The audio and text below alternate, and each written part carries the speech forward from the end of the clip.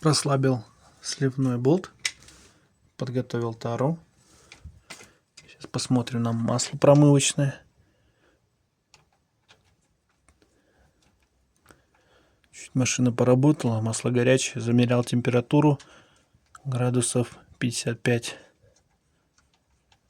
Мягко говоря, неприятно. Ой, елки-палки. Вот. Так.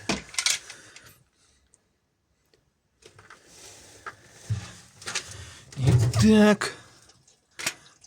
Ну, она темная.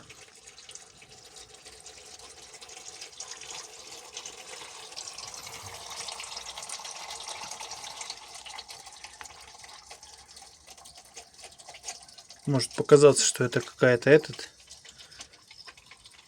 стружка, но это пузырьки. Ну, потом проверим магнитом. Вот такое масло слилось. Сейчас оставим его. Пусть сливается.